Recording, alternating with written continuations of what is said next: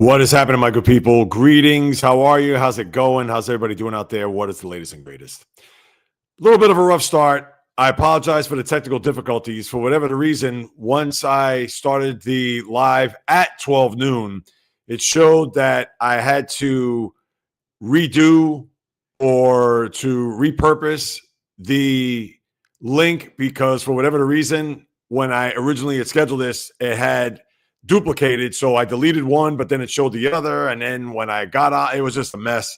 So therefore, I had to pivot and come across with a new link, etc. So my apologies right from the start for those who are wondering, hey, what happened? Jay Reels is usually there high noon Eastern time every Wednesday. And here it is now 12:08 as we're a couple of minutes in or about a little more than 60 seconds into this live stream. So once again, my apologies for the technical difficulties. But we're here now, up and running. Hopefully everybody will start to populate momentarily and shortly as we go through it. Of course, it is November the 12th. Happy hump day as we get through another week.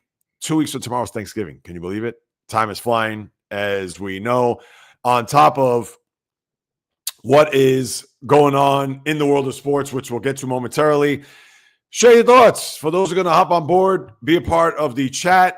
As always, when the usual suspects come strolling in, they know to come out and say what it is that's on their mind and how they feel. So that will be just a matter of moments.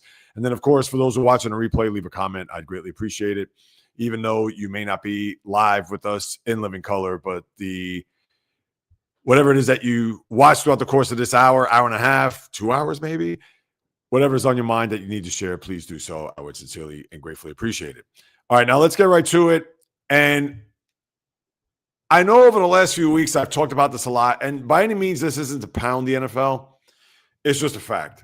It really is. And I understand there are a lot of people out there that are going to look at the situation regarding where we're at here in the NFL season. And I see a comment. I see a couple jump on there. So I'll get to those in a moment. And again, my apologies for the slow start here with the technical difficulties. But not to try to beat on this drum again, but I only bring this up because you have to wonder whether or not there are some people like yours truly. Oh, and I see a lot of people jumping in on board. I appreciate that. 11 of you. So thanks for tuning in. Thanks for hopping on board. And once again, sorry for the slow start there with the technical difficulties. So now that we're past that, let's get right to it. The NFL season, now we're past the halfway point. Most teams have played 9 games. There are a few that have played 10.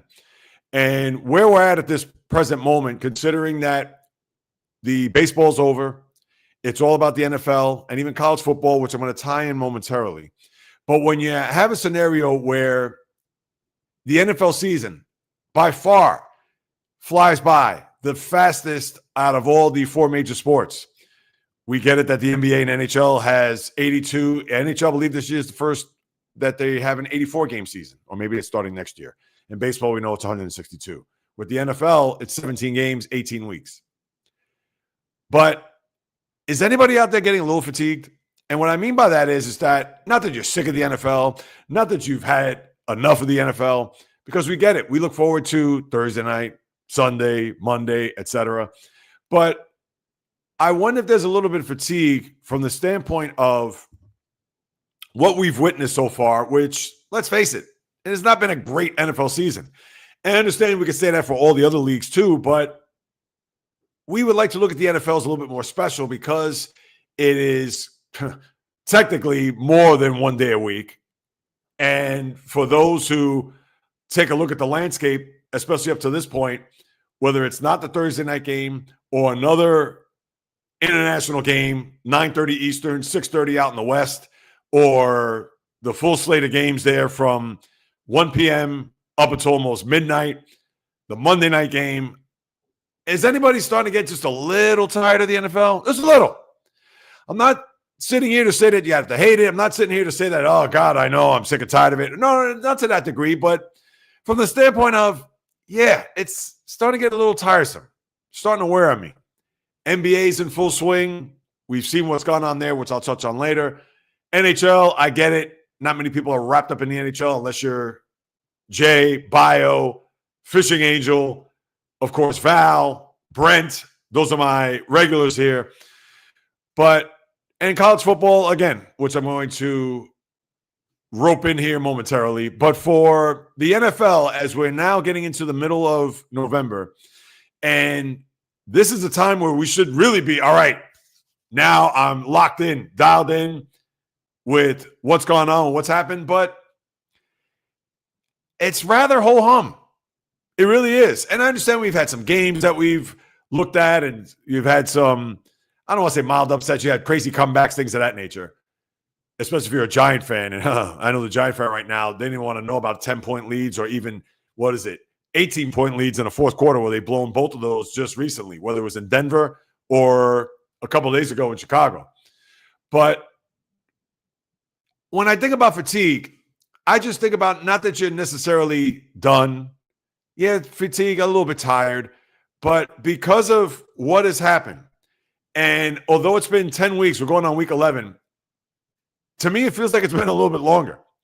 And with that being said, I don't know if that's a good thing, because when we take a look at the NFL and we look through the entire landscape, do you know, and if you didn't listen to the podcast on Monday, I'm going to repurpose this now, but it's just for the sake of that question that you see there, is fatigue creeping into the NFL season? Because do you know that half of the teams in the league, 16, do the math, are either at 500 or below 500? And remember, there's only 14 teams, 7 in each conference, that make the playoffs. So I don't want to compare this to Major League Baseball by any stretch, but remember how much I talked about baseball down the final 6 weeks, the final month of the season, where it's like, you're going to have a sleepy September. You're not going to have much going on in the Major League Baseball pennant races because a lot of it is going to be pretty much set in stone. And although we did see it topsy-turvy there at the end where Cleveland overtook Detroit, sorry about that, Fishing Angel and J-Rod. But then at the same time, what happened with the Mets down the stretch is the Reds overtook them. Well, the Mets could have, if they just would have won their last game of the season, it would have been in the playoffs. Mind you, they probably would have lost to the Dodgers in 2, maybe 3 tops. But there was a little bit of excitement. Maybe the NFL, we could see that here. But when you have half the teams, and the only team that's at 500 are the Carolina Panthers at 5-5, and the 15 remaining teams are under, where's that going to lead you as we get to the quote-unquote second half of the season? You could only hope that there's going to be some intrigue, some drama, some suspense here as we get into the latter part of November, obviously into December, and when you get into that first weekend of January, which will conclude the NFL season, you could only hope that there's going to be a few teams in the mix, not just for seeding, not just to see who's going to get the 1 seed, but maybe you have a situation where 3 teams are vying for that 1 spot there in either the AFC or NFC, to where it is just going to be a jumbled mess. That's what you want to see. That's what you want to witness and experience as a fan. Not where we could pretty much pencil in the first 6 teams that are going to be in each conference, and then the 7th seed is going to be a toss-up between, 2 teams? That's not going to be any fun. And we could break that down until we're blue in the face. And I understand people would say, well, Jay Reels, time out. It's only November 12th. Why are you getting all wrapped up? Why are you getting so concerned about how the second half is going to unfold if you already have it penciled in 6 teams in each conference as to just getting that one other team in the playoffs, as if I have the crystal ball and have it all figured out? Well, this is a precursor.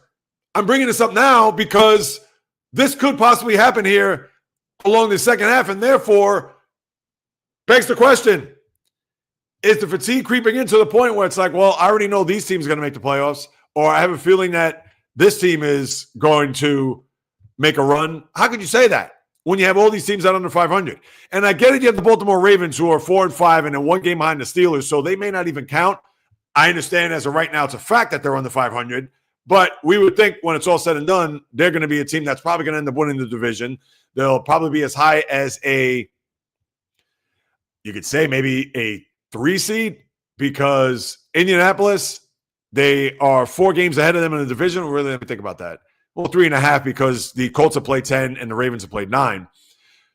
So is it far-fetched to think that they could actually have a shot at the 1 seed? listen, they still have a couple of games there that on the schedule that they're probably going to lose. Maybe one game against Pittsburgh.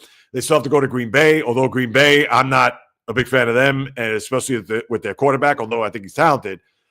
But we don't think that the Ravens are going to run the table to all of a sudden going to be a 1 or 2 seed in the conference. They're probably going to end up being as high as 3, I would think, as of right this very moment.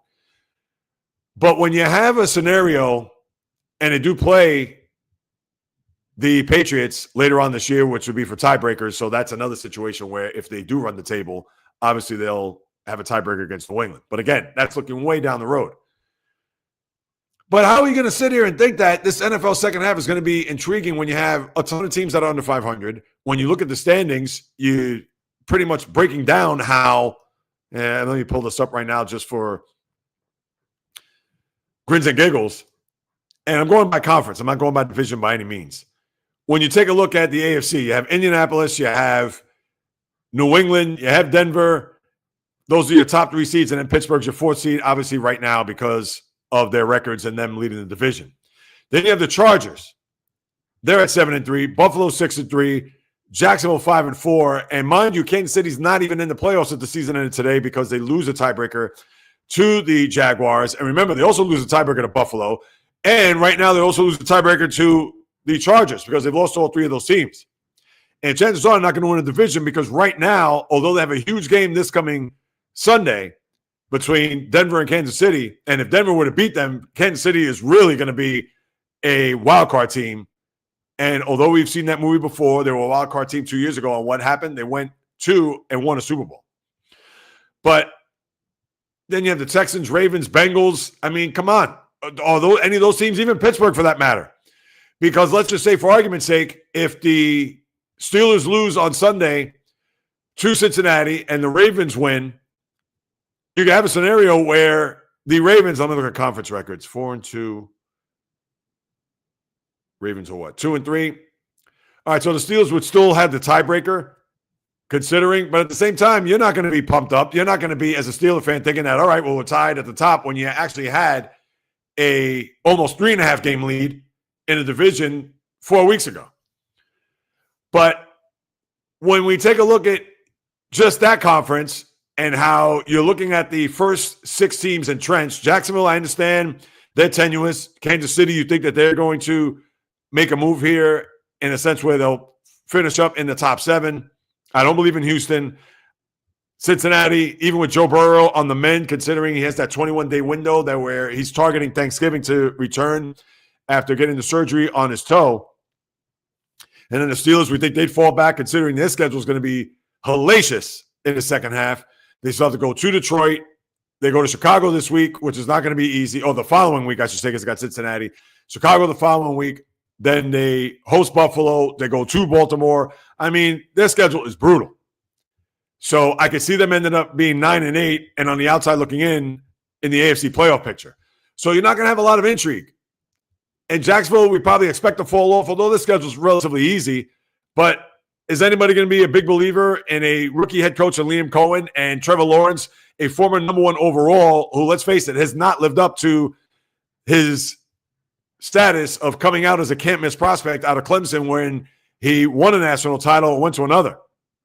So that's what you got in the AFC. And in the NFC, Eagles, listen, I understand on Monday I said New England probably pound for pound is the best team in the NFL. And I haven't gotten a lot of flack for that. Maybe I'll get some flack now. That's why I bring it up. Because people are going to look at the defending champs as the team being complete, etc. But the reason why I said New England was more complete is because, to me, Mike Vrabel, I understand he hasn't won a Super Bowl, hasn't been there, but I like him more as a head coach than Nick Sirianni. Sirianni has to deal with the A.J. Browns of the world. Their offense is not spectacular in the least. I understand they win games, and that's what it's all about. And understood that they're the defending champ, but New England, I like what they provide on both sides of the ball, and I like their head coach. And what they've done here so far, I mean, think about this. They've played a very weak schedule. To think, they lost to the Raiders opening day. And the only other loss was against Pittsburgh, where they had 5 turnovers, and they had 2 turnovers inside the 5, which should have been touchdowns. And if that was the case, they would have won the game. So you could argue whether or not they could be 9-1. And I'm sure there's probably a game along the way where they should have lost or could have lost, and they ended up winning. So I understand that balances out. But that's why I think, to me, that New England is the more sound team. I'm not saying they're the more trustworthy or more reliable, but after 10 weeks, I like them as a team from what I've seen, despite Philly 7-2. And remember, they lost to Denver when they had a big lead at home. And they also beat the Rams when they were down 26-7 and came from behind. So I understand it works both ways.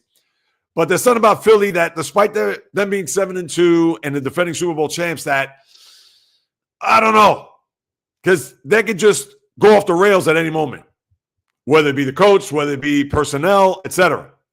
In New England, obviously, the New England way is buttoned up, is do your job from the days of Bill Belichick. And you know that Mike Vrabel, not that he was on their tree, but because, of course, he did play for Belichick back in the day, a lot of people are going to look at him implementing his style of coaching, but learning from the master himself. Cheers, everybody. H2O. I know, no coconut water. I didn't get to out this morning. My apologies to Fishing Angel, if you're on, which I believe you are, because I got to check the comments momentarily. But you have a situation where, as good as the Eagles have been and as resourceful, et cetera, DNA, they're atop with the Seattle Seahawks, Lions, Bucks. Then you have the Rams, Bears, Packers, and then Niners after that, where Carolina's 9th at 5-5. Nobody's believing the Vikings, Cowboys, forget about it after that. So when you look at that last playoff spot, even the Bears, I understand the Bears, nobody's going to look at them as a team that they're going to be an automatic to make it to the postseason. But here's the deal. Even if the Bears fall out of that and the Niners go in and the Packers move up, so we have a situation, there's your top 7 teams, because you're not expecting Detroit, Tampa, or the Rams to fall back to the pack. The Bears you could expect, just like you'd expect Jacksonville in the AFC to fall back and then Kansas City to take that last spot. And then Baltimore to move up and take Pittsburgh's spot. And all they're doing is just moving the 4 seed right now in the conference to where they'll just flip-flop and the Pittsburgh will be on the outside looking in. So that's where the NFL is at this very moment. And I understand a lot can happen, things have changed, but I don't expect any of those teams in the NFC. You think Carolina's going to make a run to get that final playoff spot in the NFC? And the same thing for Jacksonville, despite a weak schedule. I don't expect them. I expect Kansas City to get that last spot or one of the last 2 spots. And based on what I said earlier, them not having tiebreakers among a lot of teams in the AFC, chances are they may end up being 7, maybe 6, depending on who falls back to the pack and they overtake somebody as far as their record goes in the conference. So that's what I'm referring to when I talk about fatigue, because we can be excited if you have a fantasy team or you gamble, in-game props, etc., which I do not do, as you all know. And for me, who looks at the big picture or looks at any given weekend or any given Sunday for a schedule, and this one you have a couple of good games. Actually, you have a few good games on the schedule this week, which at least you could wrap your arms around. But on top of all that, it seems to be the same old song and dance, because all of the have-nots that I talked about, the teams that are under 500, maybe asterisk next to Baltimore, you're not going to pay attention to those games. You're not going to watch those games. You're not going to be bogged down with having to deal with, and let me just pull up a game here this coming Sunday where, seriously, unless you have a fantasy team or you're a degenerate gambler where you absolutely positively have to bet on a particular game. But let's look at tomorrow night. I understand New England front and center, but who's watching Jets Patriots? I mean, seriously? I mean, I guess if you're a dyed-in-the-wool NFL fan, I'm not going to watch that. Who's watching 9:30? Thankfully, the final, I believe it's the final international game, first game in Madrid. Who is watching Commanders-Dolphins? I'm not. Why? Because I'm up in the morning and maybe I could start preparing for my podcast on Monday, of course, on Apple, Spotify, jreels.com, of course, right here on YouTube at jreels. And I don't even eat breakfast that early because I fast till noon. But let's say, all right, I want to have a little whatever smoothie, or even I get some fruit from the fridge, apple, banana, grapes, cherries are out of season. Obviously, all the summer fruits are gone, mangoes, watermelon. Doesn't matter. I'm not watching that game. I have zero interest in watching that game. I could follow. I could say, all right, oh, wow, Miami's winning. Oh, wow, Commanders. But there's no need for me to watch it. And then when you look at the schedule, Carolina at Atlanta. All right, I understand Carolina's 500, but are you going to go to your Sunday ticket to be like, oh, I got to see what's happening between Panthers-Falcons? Not me. Tampa-Buffalo, good game. I understand. You want to follow that, watch it, fantastic. Houston at Tennessee, no thanks. Chicago at Minnesota, all right, maybe for the Bears and Minnesota for a last-ditch effort to try to hang in there as far as the NFC North and even the fringe playoff possibilities that the Vikings have. No, I'll take a pass on that. Green Bay at New York, the Giants, where you're going to have Jameis Winston start because Jackson Dart is out in concussion protocol, and they're not going to start Russell Wilson again, as you saw in that final minute there, that final drive against the Bears on Sunday. So now you're going to have Jameis Winston start. No sirree Bob for me. Cincinnati at Pittsburgh, I guess as a Steelers fan, obviously I'm going to have vested interest in that. But a lot of people are going to look at that game as, that's a joke unless Joe Burrow was playing. The Chargers in Jacksonville, all right, that's like a 3-star matchup. I'll give you that one. Now you have Seattle at LA and Kansas City at Denver. Those are two marquee games, which sadly they're going to go up against one another. Now Seattle at LA is 405, where the Kansas City-Denver game is at 425. So unless you're fans, bio, of course, you're going to be locked in on that game with Denver, Kansas City. That's an enormous game. I think that's more so for Denver because it's in their building and they do not want to breathe any life into the Chiefs, knowing that the Chiefs, although 2.5 games behind right now because Denver has not had their bye, but if Kansas City does win, there'll be a game and a half back. And if they do happen to win that game where Denver's on a bye, they'll technically be a game back or even a half game back of the division because of this game come Sunday if they win. San Francisco and Arizona, other than Val, nobody's going to watch that game. Sunday night game is very good, Detroit and Philadelphia. But lastly, and I'll move on to the bigger question at hand, and I'll definitely take a look at the comments because I'm sure they're coming in fast and furious. Is everybody starting to just feel like a little bit of the slog that the NFL has become? Is it me? Am I just crazy? Am I the only kook or maybe even fool that's even thinking this? It's quite possible, but that's why I bring it up because it's fodder for sports talk here, and that's with the NFL. All right, so let's see. What do we got here? Bunch of comments. Ooh, somebody from Turkey. Is that right? All right, Val. Thank you very much. As always, Warriors lost. They got beat down. I'm going to get to the NBA later on. Sharks lost yesterday. Didn't watch. Wasn't on your TV. Why? You weren't able to get it on your cable? Yeah, Warriors been awful on the road, without question. And then they play Spurs and Wembanyama. Thank you, Val. I appreciate that. Jay. Uh-oh. Help. Oh, all right. It was hello. I was going to say, what happened? Everything all right there? Typo, sorry, my phone does that. I apologize. All right. As a matter of fact, I'm also working out this funky angle because the platform that I'm using here, I have it not only as landscape, but also as portrait for those who are watching on their phone. And I got to make sure that I'm in focus with the camera. I don't want to lean too far to the left or too far to the right. So, but let's see. Am I good? All right, I'm good. Let's see. Typo. No, we don't want that. My phone does that sometimes. I apologize. Oh, no problem, Val. It's all good. Jay, I love football, but I can admit around this time of year I start getting burned out. Yeah, and then obviously I know you follow Michigan, and even though Michigan, they have their buys in the middle of the season, but it's a lot, and we know how much, and we're going to get to that in a second, of course. Val's sending his hellos. That's all right, Val. We understand. It's all good. It's college to a game every day, but Monday and Sunday, and Hawaii has been playing a lot on Sunday. Yeah, no, that's the thing. Fishing Angel, good afternoon. Yeah, that's the thing. With college, game day, Monday, Sunday, and you said Hawaii. That may have been a typo. Let me go down and check that. 49ers Ayuko, will he play this season? Well, he's coming off of an ACL. If he's going to play, it's probably going to be maybe the last month of the year. I don't know if they have him. I'm sure they have him on injury reserve, but not for the whole year. Listen, if he's healthy, he's going to play. I think he hurt his knee, like week 6 last year? So you would think maybe the last few weeks of the year, and especially if they make it into the postseason, I would think. So Val saying, what's up to Fishing Angel? Niners need to be better. They certainly do. And they play Arizona, as we know. Fishing Angel saying, what's up to it? Yes, I know. It kicked me out and said it was taken down. For whatever the reason, as I was going live, I got a pop-up saying that you have deleted this live stream. I'm like, how did I delete it if I'm live now? But what happened was that when I initially scheduled this, it was duplicated.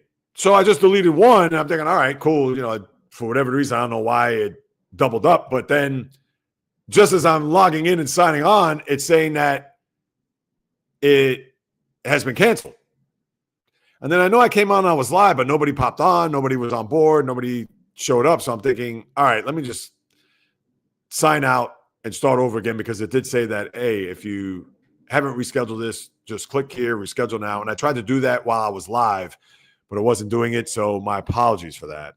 And yeah, I don't know why it duplicated in the first place in order for me to get to the point where I had to build up another link, which I hope I didn't screw everybody up, but I appreciate your patience. I appreciate your understanding on top of that. Val, Warriors, they have a lot of turnovers when they play basketball. I watched from my Peloton bike. I like that. Val, getting some exercise. I dig it. I dig it. Hope we beat the Spurs. That's going to be a tough game. And again, I'll get into the basketball later. Val saying, what's up, the Fishing Angel? Jay, Val beat Michigan basketball. Says, I know, and I got to watch that highlight that you were referring to earlier. So I'll get into that.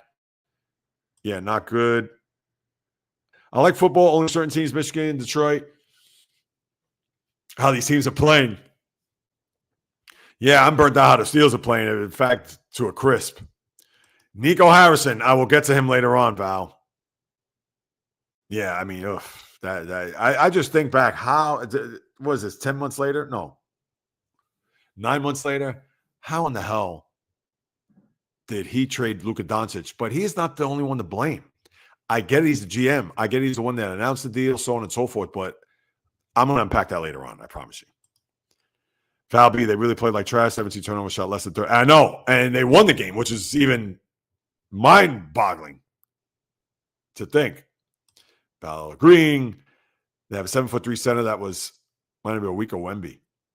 Yeah, not only that, you know what I wanted to mention too, Jay? Doesn't Florida, they have a center that's 7'9"?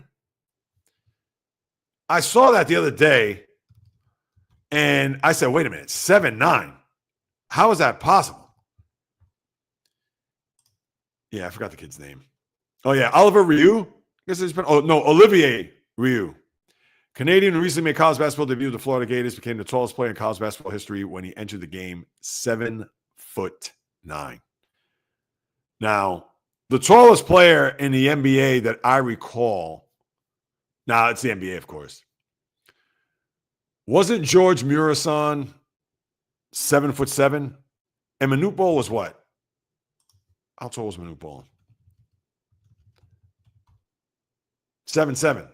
He was 7'7", and George Murasan. Everybody remember George Murasan? Let's see if you're a big sports fan if you know that. He was also 7'7". Is he still alive? I wonder.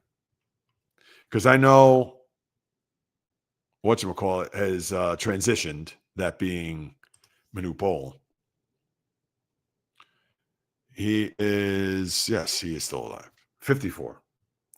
George Murasan, he played for the Wizards, really the Bullets before they became the Wizards. And if I remember correctly, let me see, was that? No, that was, who was the guy that Amari Stoudemire dunked on? Sean Bradley was 7'6". So to think, anyway, here I'm talking about height right now. So let me pivot from there. I just had to confirm for my own well-being. I got something in my eye. What is happening here today? Oh, this live stream has been something. He put some weight on, get some more strength. He's going to be, absolutely. And that's the thing with guys like that who are that thin. Look at Sean Bradley, Manute Bol, even Wembanyama to a certain extent. But you would think that as he matures into his body, he could just hopefully keep it with the weights, because That's what they need the most. Those guys like that, they always have leg injuries, foot injuries. Look at Ralph Sampson, 7'4". He had that foot which debilitated his career. Look at Chet Holmgren. He's 7'3". He's thin as a rail, and he was out his rookie year with that foot injury. So, yeah, definitely not good. I was watching a Michigan basketball game for a little while, but after that, put CSI. Now, which CSI were you watching? Fishing Angel. I know there's 100 of them now. What is it? CSI. It originally was Vegas, then it went to New York, then Miami. Now it's, I think, New Orleans and Nashville, and who knows? All over. She made me watch it on my phone. Oh, is that right? There you go. The immortal words, happy life, or happy wife, happy life. Yes, indeed. No, I didn't. I told him he could watch the basketball game. He said, no, go ahead, watch his show. You're a good man. And Kadu Flex, are you still with me? From Turkey. I don't know if you still are here. Thank you for stopping by. I appreciate that. And I'm sure, Val saying what's up. I'm sure that if you are still on here, Kadu Flex, I'm sorry I didn't get to you earlier with the comments. That was what, 13 minutes ago, 12:25. So if you are on here, welcome. And hopefully you come back for many, many more down the road. And whatever's on your mind, please feel free to leave another chat and maybe, or another comment. And if you did, I will certainly get to it. I like the 2 bye weeks of college football. NFL's think about doing that. Well, they're probably going to do that, Jay, because if they want to extend their season to 18 games, which I would, I hope they don't do it, but they're going to do it, of course. Why? Right here. They will add another bye week, and then the season will end on President's Weekend, which I understand. That's a good thing for those who are going to have the day off the next day, who for President's holiday, but I can't stand 17 games. And I get it, 18 rounds it off nicely. It's better than 17. 17 is just so weird. And they're doing this all because the owners, they don't have enough money? Let me not go down that road. Yes, Fishing Angel, hello. I don't know if that was to me or to everybody in the room, but as always, and hey, I'll say hello 1,000 times. The Lions game, I hate Nike. I know, that I can't stand either. I cannot stand that in the worst way. And again, this is what happens when you have all the mouths to feed, because you have Monday night, you have to have a good game for Aikman and Buck, as you saw there this past week between Green Bay and Philadelphia. You have the NBC Sunday night, which, of course, that's supposed to be their marquee game. You got the Thursday night, where you got to give them a decent game. And Detroit's going to play not only on Thanksgiving, as you know, but the week after Thanksgiving, where they're going to host Dallas. So there goes another night game. I mean, it's too much. And then once the college football season ends, they're going to have those flex Saturday games. You're going to have the Christmas games. You're going to have Thanksgiving has a night game. I mean, like I've said a million times over, when does it stop? It's never going to stop. But I just had to throw that in there. No worries, stuff happens. I know, with the stupid start of this live stream. No worries, need to be better on the road. Yes, absolutely, Val. And this thing that's in my eye, it's like I see it. Was it the eyelash? I don't even know. Let's see. What do we got here? I think so for Val. All right. They do it really don't look like he could play basketball, though, to me, as someone that played basketball. I've watched the tape.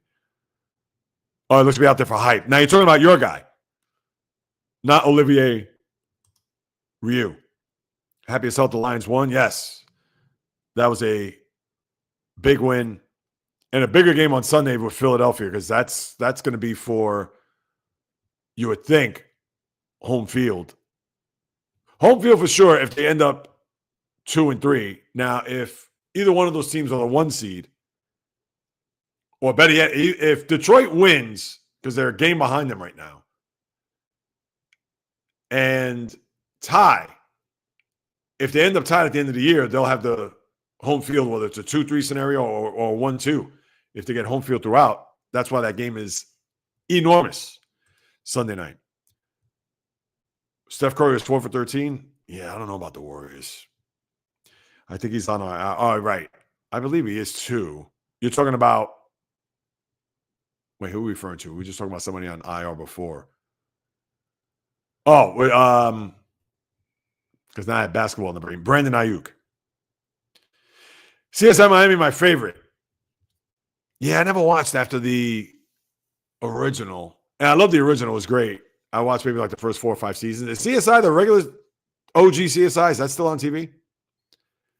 I'm sure it still is, but I don't know. They have to have a new cast of characters, right? Because William Peterson, who is it? Georgia, what's her name? Georgia Fox and Gary Dordain and what's the Marge Helgenberger. And I know Peterson left and then Helgenberger stood around, and that's when I got off it. And that's when I didn't even watch TV like that. Because whether you do or do not know, I'm not a TV watcher, unless it's sports or certain documentaries or whatever. But that I could usually just stream or find on YouTube. So, but I'm curious, and I'll go down and scroll to see what you got there. But CSI Miami, I did not watch. I was going to say Miami sounds good this time of year, but it's like 60 degrees. Yesterday, it was 48 degrees with a wind chill of 33 Miami. All right, when that show's on, there's got to be absolute quiet because I find the show very interesting. I hear you. Now, what if it's on your phone? I'm sure you plug in headphones, right? Fishing Angels, just to make things easier because just in case, whether it's the kids or obviously Jay, it's chirping in your ear, you're not able to concentrate. Lions play on Christmas. I don't like that Christmas is for basket. No, I totally agree. And that's where the NFL does not care. And that's why you're going to see Christmas games on the NFL schedule from here until eternity. I mean, think about it. Last year, they had it on a Wednesday. 2 Christmas Day games on Wednesday. And this year, it's on a Thursday. Next year, it'll be on a Friday. So that's what, 26. 27 is going to be Saturday. It's a weekend, so it's going to be fine. Now, the funny thing is that in 28, because of the leap year, it'll be Monday. But, of course, I'll have Monday games. And then 29, now I'm going way down the road here, but 29, then you're going to have it on a Tuesday. They're not going to care. They're going to have NFL games on Tuesdays. Oh, it's just. But, yeah, the Lions play on Christmas, which, again, it should be the NBA. And, listen, not that I'm a spokesperson for the association, but as I see fit, that's the NBA day. And even last year when the game was on Christmas and they had the Steelers on against Kansas City, so I had no choice but to watch. And that was just, that was a brutal game. But, and then you had this, what's it called? Then they had the halftime show. I get it was in Houston, Beyonce, whatever. And I didn't even watch the second game. It was Baltimore, and I was just sick. I was like, no, I can't watch this. And as they did, they killed the Ravens. And, of course, then you had the Beyonce thing, which you know they're going to have. I don't even know who's the games on Christmas this year. You know they're going to have a halftime act at some point, which, again, who cares? Ugh, enough. I was talking about the Florida guy, tall man from Michigan, can play basketball without. Oh, okay. You were talking about the Florida guy. My bad, Jay. I know. And this is what I got to do. I got to catch up on the comments. Because when I go off on whatchamacallit, when I start talking about my monologue on the NFL, etc., then this is what happens. I got to catch up on your comments, and therefore I'm behind, which is not good. All right, let's see. Horatio's my favorite character in Cali. They're badass. Don't take no. Now, wait a minute. That's the CSM Miami. It's got to be Horatio and Cali. Yeah, I wouldn't even know those. Because, yeah. I don't. I'm sorry there, Fishing Angel. Cali reminds me a lot of me because I'm. Now, you say you're a bass, but we know you're referring to badass. There you go. The misspell. See, that's why I got to catch up. I'm terrible in that regard. All right. So let me move it along. I want to get to this next because this is where Jay is going to break out the pom-poms, and rightfully so. And I'm just talking about for right now, this moment. I'm not saying overall because people are going to laugh at me and say, Jay Reels, nobody cares about the 114 team. Nobody cares about Navy. Nobody cares about Army. Nobody cares. I get that. 1,000%. But I bring this question up because you have to admit, college is a lot more intriguing than the NFL right now. For everything that I just detailed in the first half hour, college is the opposite. Now, people can say, well, Jay Reels, you have the same top 4 teams that haven't even moved, haven't budged in Ohio State, Indiana, Texas A&M, Alabama. I get that, and that's fine. But you have the 5 through 12 teams, and the committee, I believe, tonight will come out to see who's going to, in their latest projection, And mind you, just because BYU and they got pasted by Texas Tech and they dropped down to 12, that doesn't mean that they're going to be in, because last week you saw that. And then you have a scenario where South Florida, because remember, you have that group of 5. The best out of that group of 5 is going to make it in, which right now I believe is South Florida. And then Miami, they're probably going to overtake Oklahoma because as of right now, but we all know that could change as we've seen here. But when you have those teams from 5 to 12, it is literally a free-for-all. Anything can happen.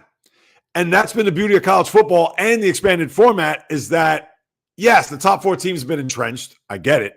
Now, Alabama does have to go to Auburn, which is not going to be easy because they have had tough times there when they play against Auburn, and we all understand that that's a grudge match, especially when the game is played at Auburn. So if Alabama loses that game, that's going to – now Alabama's still going to make the playoff. I get that, but they're not going to have a bye. And that's the beauty of it. And even though Oregon, they've been winning games by the skin of their teeth, whether it was Iowa the other day, earlier this year at Penn State, and they still have to play – only play Washington upcoming? No, they already played them. I'm missing. No, USC, I believe, which that's going to be a big game. So when you have a scenario in college football where literally anything can happen, when people say, well, Jay Reels, anything can happen in the NFL. But yes, as I detailed, you have 6 teams in each conference that look like they're going to be locks for the playoffs. And then you're going to have the one team that's going to maybe sneak in through the back door or maybe just stay put. College football, it is literally a battle royale for those teams that are right now between not even 5 and 12. You could say maybe 5 and 18. And with Jay's Michigan, if they run the table, they may be a team that's going to be in the playoff. At least you think. So therefore, college football, in my eyes, at this very moment, is a lot more intriguing and a lot more suspenseful than the NFL. And you could argue that. You could say, Jay Reels, you're off your rocker. You don't know what you're talking about, whatever. No. I do know what I'm talking about. Because although the schedule, similar to the NFL, although the NFL this Sunday is a lot better than the college schedule on Saturday, but yeah, you're going to have a team that's going to lose here along the way. That's going to be upset. That's going to all of a sudden throw a complete wrench into the system. To where you're going to have to, if you're the committee, scramble to be like, who should be a part of the projected playoff here? So I think right now, college by far, and their schedule, like I said, this week is not good. I believe it's just the one game. Let me pull it up just to confirm here. You have the one game, which to me has Notre Dame, Pittsburgh. No. To me, no. I know Pittsburgh's ranked, but nope, sorry. I know Michigan, Northwestern for Jay, and I know they're playing in Wrigley Field, which that would be a nice setting. And who knows? Northwestern, if you saw that game against USC, they got screwed with that whole situation with the fake punt. Would I be shocked midway through the third quarter they're in the game? Maybe a little bit, but at the same time, maybe Wrigley, different venue, crowd is into it.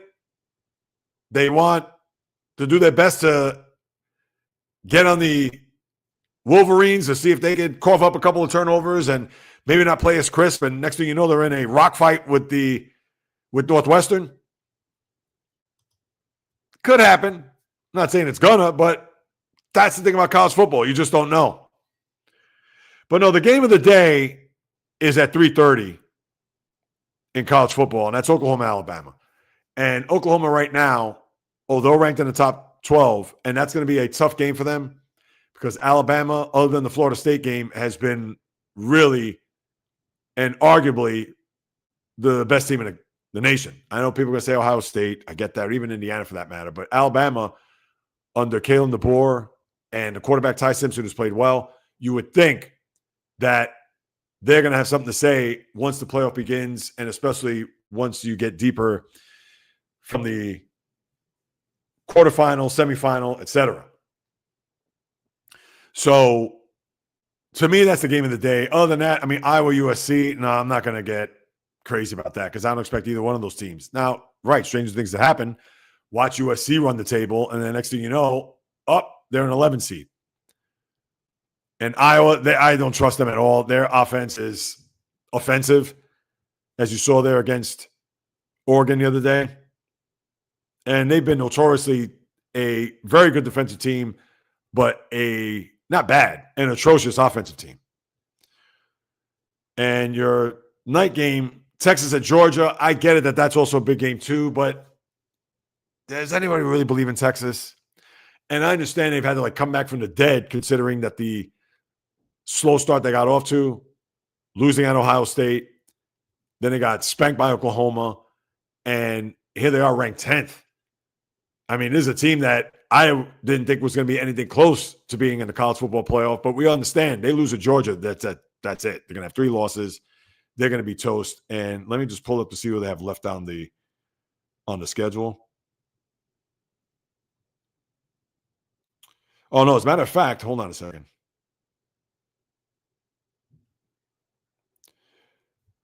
They have A&M. So even if they win this game, they're going to play A&M. And I knew that was it because after losing to Ohio State and they lost to Florida, I remember that. And then, of course, they beat up on Oklahoma. But, yeah, after Georgia, they still have A&M, which that's going to be it. So even if they lose this game, they're going to be toast. They're going to have 3 losses. Forget it. So they're not going to make the postseason because even if they beat Georgia, are they going to beat A&M? And I believe that's at Texas A&M. So, and I got to go to Georgia as it is to begin with here. Wait, now I just lost the standings here. What happened? Or the schedule, college. All right, I guess it just disappeared. Thank you, Internet. So, yeah, I'm going to be more riveted by what's going to take place in college than the NFL, unless all of a sudden teams are going to start playing well and teams are going to start sneaking up the standings to where their separation is not going to happen in each of those conferences. So, at me all you want, people. I think college right now is the game in town over the NFL. All right, what do we have here? Let's see. Ayuk. Oh, here we go. Yeah, you were referring to Ayuk, Val. Yes, absolutely. Ohio State hasn't played anyone yet, and Indiana hasn't played anyone. Yes, exactly. Yeah, and Oregon, they're not the vintage Oregon team. No, I totally agree on all those statements there, Jay. NFL, so many games on each holiday. Oh, I know. It's 3 on Thanksgiving, 3 on Christmas.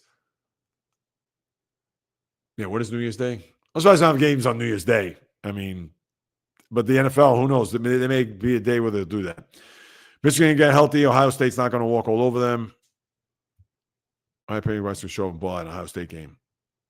Yes, and I know in a couple of weeks, right here, I'll have you on, Jay. We'll talk more about that as we get closer. Steelers, is their season good this season? Nah, I don't. Hey, listen, they're over 500. They're 5-4.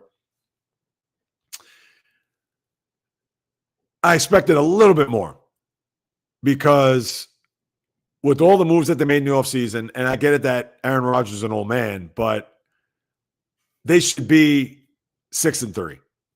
Now, the crazy thing is about the Steeler team, which even after Sunday night, wrapping my head around it, they are 5-4. And 2 of their wins, I understand one of them was early in the year, but when you look at the way the team is playing now, it's, oh, wow, really? They beat New England and Indianapolis. Both of those teams combined are 16-4. But the Steelers are 5-4. Because they lost to Seattle at home, and obviously Seattle's a big-time team right now.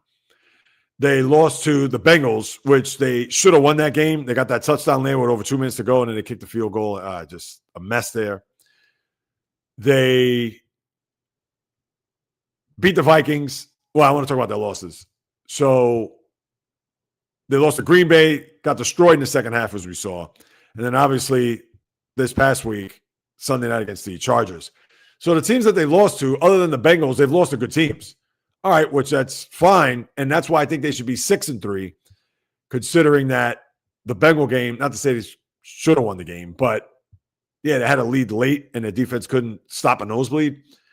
So I know it's a long-winded answer, Val, but to answer your question, I'm going to say their season has been not as good as I want Oh, not as good as I thought. Yeah, I hope they do too, but their schedule's brutal. Bengals, home to the Bengals, at the Bears, home to Buffalo, at Baltimore are their next 4 games. And then after that is, I want to do this in sequential order. I know they have at Detroit, at Cleveland, Baltimore, and what's that other game I'm missing? Oh, Miami on a Monday night. So, yeah, they have a tough schedule, to say the least. Bryce is at a hurt throwing wrist for weeks now. Hopefully the bye week is 100%. Yeah, no, and obviously he's going to be key in order for them to be not only successful, but to see maybe if they could somehow, some way get into, depending on what the committee thinks, them getting into the postseason. Warriors, hard watch. Yes. They're old, Val. Listen, these guys can't play forever. Michigan is going to win for sure against Ohio State. Michigan hates Ohio State. Michigan will make sure. And listen, they have had Ohio State's number here the last few years. So, and it's interesting because Ohio State, I know they're going to go in there thinking like, hey, we haven't beaten these guys in what, the last 3 times? So, yeah, I think that's going to be a rock fight for sure. And, yeah, that's going to be a fascinating game, to say the least. Sharks game I have. Infinity Streak, couldn't find that game. I was thinking it was not in the channels I had. Yeah, I don't know the Sharks. Let me think. It wasn't on cable? I'm surprised. I thought they would play all the games. Yes, the Sharks game, absolutely. Tatsuya, I got a good one for you. Baseball coming up. Something that you watched. Welcome aboard, Tatsuya. Yeah, I got a baseball thing I want to get your opinion on. Oh, there's one of the great names. And this is just his name short. I believe his name is Shimanga Biakabatuka, running back, Michigan, drafted by the Panthers. And I remember he tore his knee, ACL, and he was never the same. 95, I believe that was. That's one of the great names. Shimanga Biakabatuka. Type game, yes. Absolutely. Val, I watched Monday Night Football. Jordan Love, is he a good quarterback, do you think? Here's the thing, and I'm glad you brought that one up. Go on, Val. I kind of hate to cross sports, or in this particular case, cross players. Here's who Jordan Love reminds me of. If you've watched baseball, followed it, etc. Now, Jordan Love, I think he's talented. I think he's a good quarterback. I actually think he's very good. But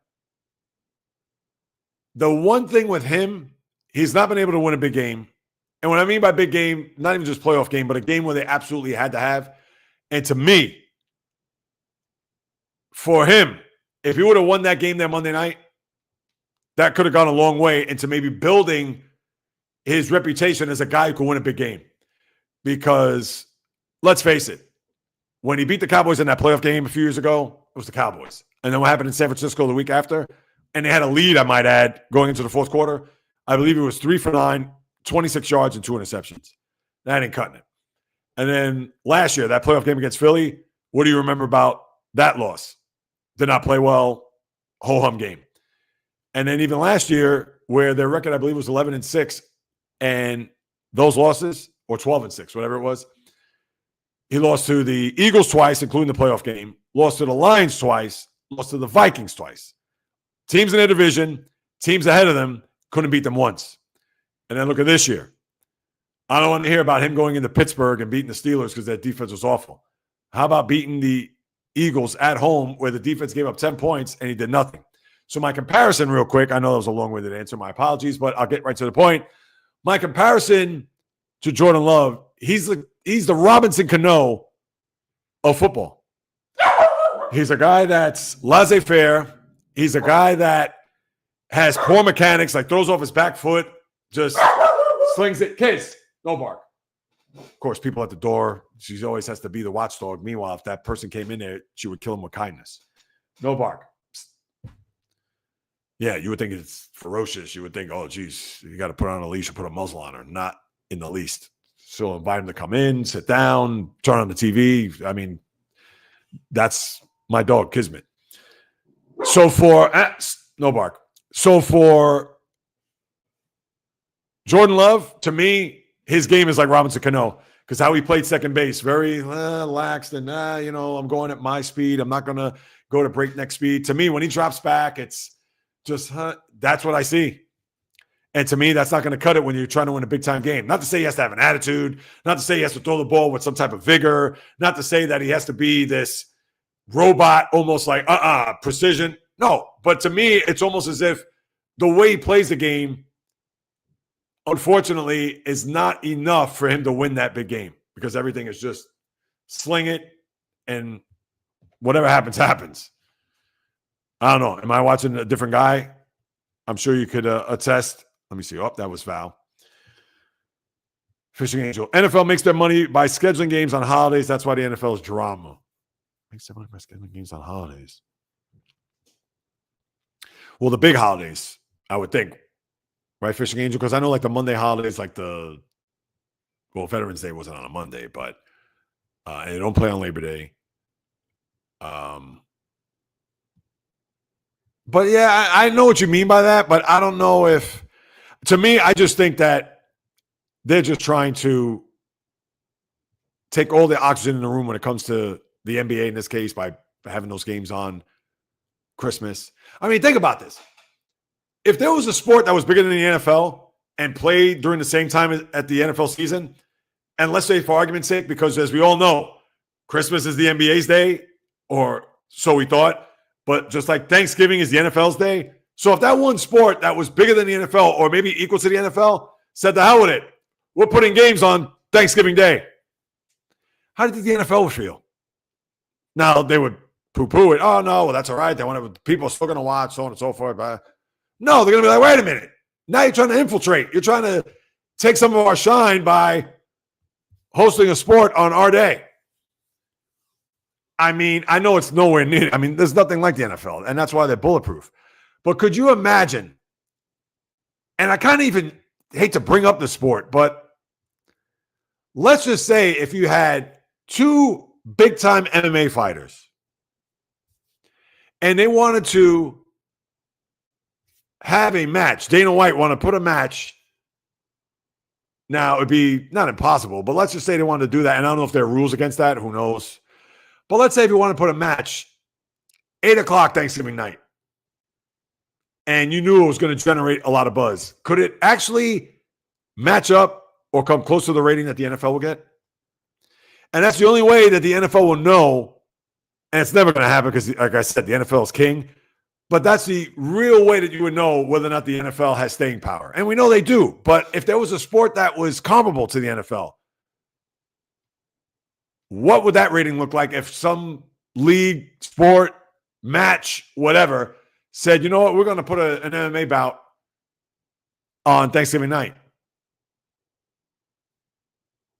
That, to me, that would be fascinating. But it's never going to happen because there is no sport like the NFL in that regard.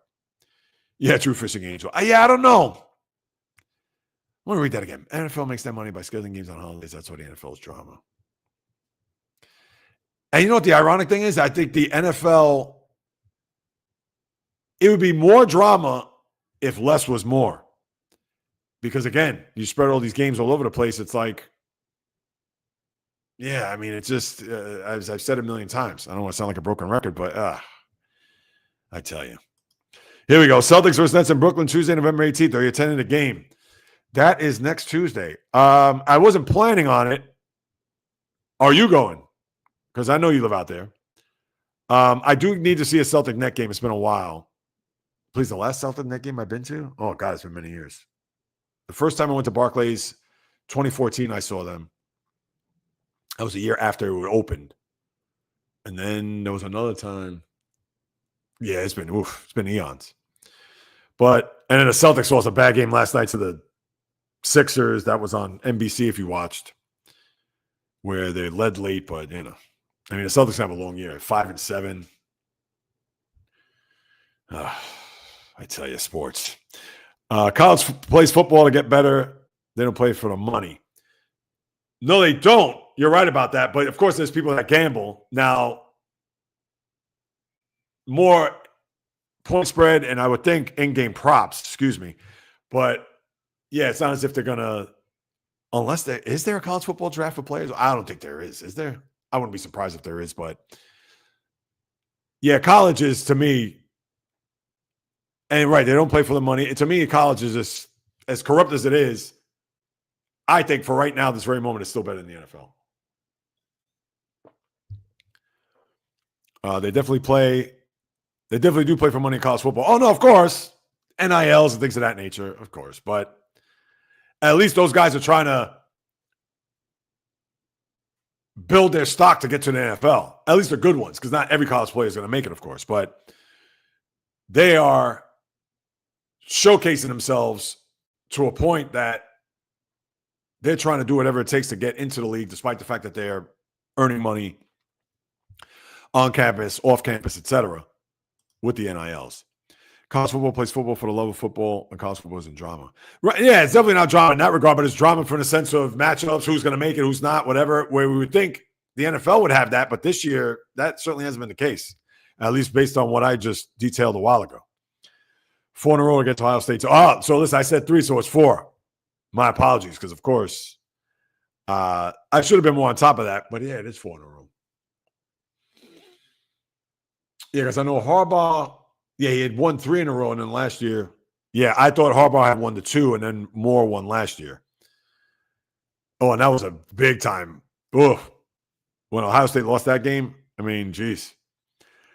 There is drama in college sports just as much as pro sports. It's called the transfer portal. That happens every season. Yeah, I know, which is rough, because if you have a team that you root for, and if for whatever the reason, let's say the coach leaves, or it's a situation where, I want to transfer out, and then you lose that player. Yeah, that's the one thing. But again, college, why do you see the Nick Sabans, the Jay Wrights in basketball, Mike Krzyzewski, why do you think that they retired? Because, yeah, it's hard to be in the business, especially the basketball, because basketball is one and done, where college, even though I understand you get the transfers, but still, those players have to play at least 3 years. But yeah, that's rough. Transfer portal, because you don't know from 1 year to the next who's going to stay and who's going to go. That's all there is to it. All right, so let's see. What do I got here? Let me get to the next thing. Yeah, so we talked about that. You know what? Tatsuya, if you're still here, let me jump right to this now. I'm going to have some fun. Because NBA, what am I going to get into? I'll get into the Pistons. I mean, before I get to the next thing. So Tatsuya, if you're still there, hang on. 3 weeks in, Thunder on a mission, log jam in the East. Thunder, 11-1. And I saw an article there on ESPN talking about the dynasty, and I know Brent had gone after me and said, hey, it's too soon to talk that. And I understand that. They only won 1, but they got their young core signed. They have still a ton of draft picks coming their way. I mean, the team, they're loaded.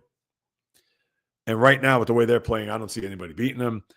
And then the logjam in the East, you have all those teams that are 7-4. I know the Pistons flying high, 8 in a row. What are they, 9-2 now? So kudos to Jay Fishing Angel and your beloved Pistons. But the NBA right now, again, it's like you're going to get pockets of information, pockets of news, etc. But, Lakers are playing well. Spurs, like you mentioned, Val, they're going to play the Warriors later. But how I look at it is that the NBA, I get it, even with Christmas and that day and the coverage that you're getting now between NBC on Tuesdays and even Peacock Mondays and Amazon Prime. I mean, it's just, again, they're on a million platforms, and this is the way of the world as it is right now. So that's what you have there with the basketball. Let's see. Yeah, I was going to get to some NHL stuff now. I'll skip that for now. I know you have the MLB awards, the Cy Young tonight, free agency on deck, as well as the MVP tomorrow. Now, you already have your Rookie of the Year is Nick Kurtz of the A's and Drake Baldwin of the Braves. You have repeat Manager of the Years between Stephen Vogt of the Guardians and the Brewers' Pat Murphy. So tonight we may see Tyler Skubal win another Cy Young, which will be back-to-back for him, and Paul Skeens, right now the leader in the clubhouse as far as him winning the Cy Young. Although Freddie Peralta will get votes, but I don't know if he's going to win that. And then, of course, the MVP, whether it's Aaron Judge or Cal Raleigh in the AL or Shohei Ohtani and Kyle Schwarber. Even at Juan Soto third, which I was surprised. Top three, but Soto's not going to get. I mean, please. So you have that. We'll keep an eye on what's going to happen there with the awards, where tonight is the Cy Young, and then tomorrow you'll have the MVP, and then that's it for baseball. And then free agency on deck, which you already have the GM meetings. You'll have the winter meetings there in the first week of December, which I'm going to be looking forward to. But that's what you have for the baseball. But I want to talk about this. Two things before I go, and here you go, Tatsuya. I don't know if you're a fan or not. Not to say you have to be a fan, but is anybody on HBO Max or HBO watching Alex versus A-Rod? I watched the first episode yesterday, and I have one, maybe it's a nitpick, but it could also be major too at the same time. Which, how does that go hand in hand? Let me explain. I thought it was good. I want to see more of. Listen, we followed A-Rod's career since day one. And you know about all the off-the-field stuff, steroids, the women, etc. Scandals. But my thing is that I wonder how much more we're going to learn about him, because he's saying that he wants to be open, transparent. And we saw that a little bit there, the relationship with his father. If you've watched, I may have a spoiler alert here too. Who knows? But here's my nitpick, but also could be a major thing. In the first episode, it talks about him bouncing around, growing up in Washington Heights, goes to the Dominican Republic, then goes to Miami. His father leaves. He's a big-time star, gets drafted number 1 by Seattle, as you all know. Comes through the ranks. The first time that his father, I believe it was, in 2000, when he goes sees him in a trip in Minnesota. He has a 4-game series, which was, he had a monster series. And even then, he still wasn't 100% with his dad, even at that point, despite the fact that I guess he was going to bring him back into his life. He was already married at the time, or maybe he was engaged to Cynthia, his first wife, where he has his 2 daughters. And here's where the problem. After his final year in Seattle, where you see him play in the League Championship Series against the Yankees in 2000, and then he becomes a free agent and obviously gets to sign with the Texas Rangers.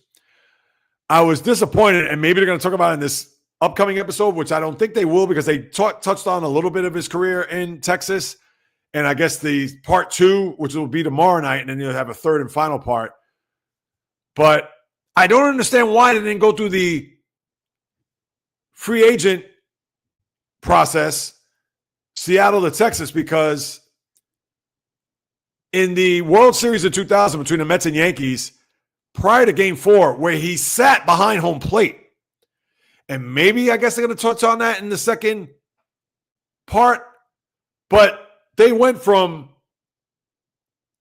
him getting his last at bat where he hit a home run in the championship series to all of a sudden at the press conference where he puts on the hat, he's answering questions to the media, and then you see him hitting home runs, talking about certain things. As him being a Ranger, his brother was also chimed in on a few things. And then you're made to think that, that's when he gets traded to the Yankees. But, of course, prior to that, they're going to have to talk about the Red Sox, because they already had a deal in place for him to go to Boston, to where Manny Ramirez was going to go to the Rangers. But A-Rod had to take a pay cut, which he was willing to do. But the Players Association and the union, I said not the association, but the head of the union at the time, I guess it was Donald Fair, they said, we're not having it. You're not just going to forego whatever it was. I think it was only like $20 million, only $20 million, where he was willing to be a Red Sox. And as we all know, that trade never happened. And then you had a scenario with A-Rod getting traded to the Yankees. And if you watch the Derek Jeter documentary, that was a situation where Brian Cashman, at one of the, I believe it was the Baseball Writers Awards, where A-Rod won the MVP in 2003.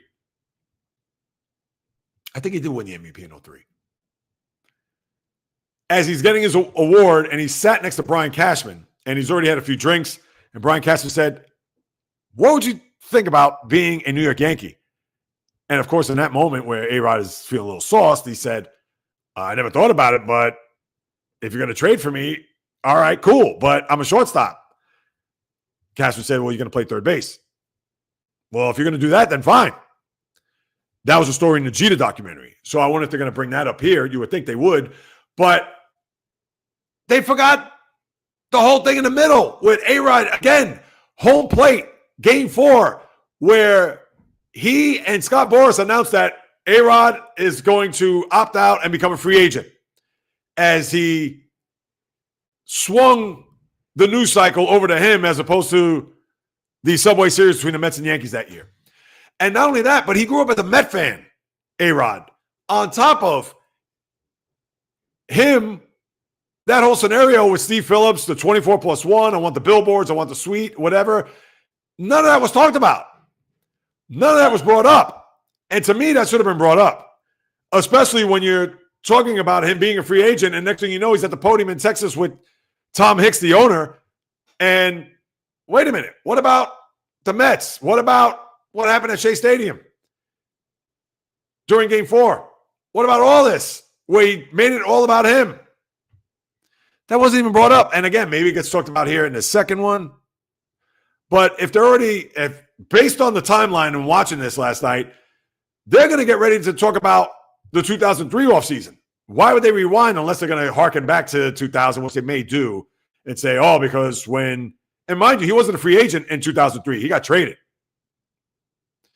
And I don't even know if he had an opt-out. I think it was an opt-out after the 7th year, because in 2007, if memory serves me right, well, maybe it was after the 5th year, I believe he had an opt-out. Yeah, because 2000 he was a free agent. And in 03, I do not believe he was a free agent. I believe he could have been a free agent after the 05 season. Or maybe it was after 07. I want to say it was 07. Because he could have opted out and then he stayed. And then he got a 10-year deal after that. That's right. Let me see. 08, 9, 10, 11. Yeah, because I believe after 07, that's when the Yankees extended him, and they didn't want to do that. And this was prior to the steroids, because he got caught in 09, which was the first time. Well, I think it was after 09. Or maybe it was before. My memory is now all over the map just thinking about this. And then, of course, in 14, where he got the 162-game suspension when that came out. But, yeah, I just didn't like that. That was the one, to me, egregious thing that wasn't highlighted in this first episode. Now, I don't see any comments about this, so I'm sure people probably saying, Jay Reels, nobody cares about A-Rod. I get it. And I see a couple of comments there. J-Rod, I think I got that one, but the Fishing Angel, I see you there. But as polarizing as A-Rod was as a player, and to a lesser extent now, because you see him on the Fox broadcast, you see him, he's still in the public eye. Obviously not as much as he was when he was a ball player, but that's the one thing when you look at athletes of that ilk who have that just, I don't want to go as far as saying split personality, but they have that alter ego. In this case, Alex A-Rod. And in New York, the media capital of the world where he played here, I mean, you couldn't go a day in the baseball season without talking about A-Rod. And no pun intended, he is that lightning rod for sports talk, fodder, for controversy, for all that. And even when you look at guys like Darryl Strawberry prior to him, Patrick Ewing, I'm talking about people in New York.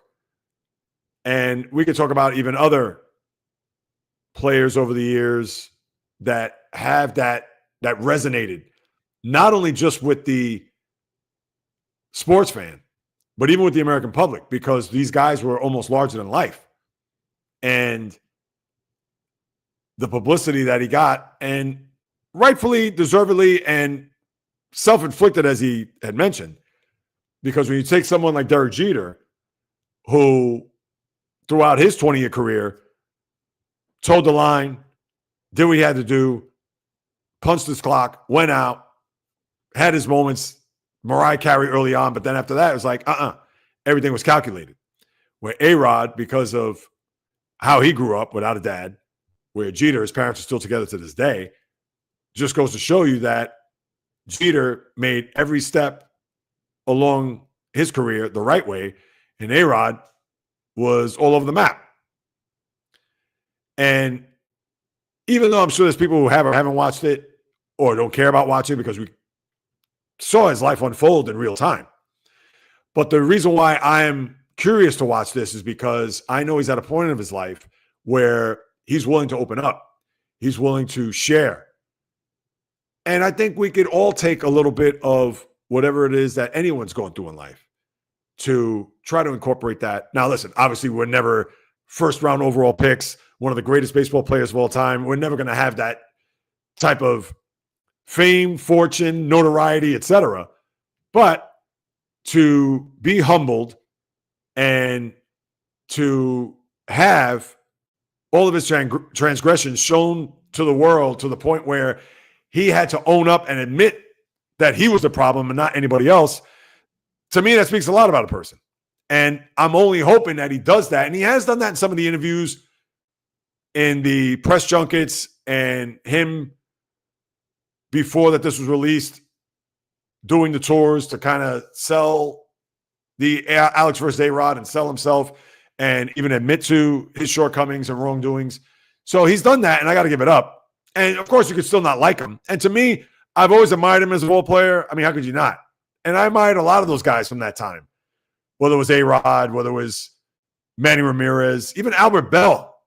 That's a guy that it was a curmudgeon. Media hated him. But I love watching Albert Bell.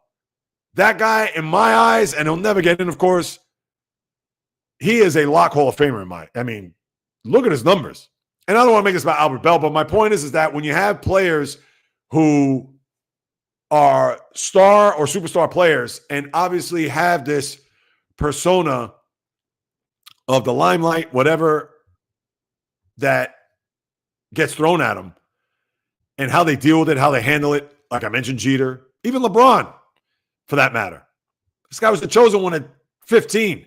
Or even a guy like Bryce Harper, another guy on the cover of Sports Illustrated at 16.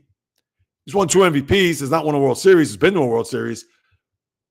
But, and I understand he's a baseball player. He's not going to get the, in this day and age. And Harper was the number 1 overall pick too. But Harper's not a guy. He's a family guy, religious guy, whatever. So he's not out here trying to meet ladies and trying to hobnob with celebrities and actors and things of that nature. Where that's what A-Rod did. So I don't know. I see a few comments there. I don't know if anybody was interested in watching that. All right, Fishing Angel. Oh, it's got to go to work.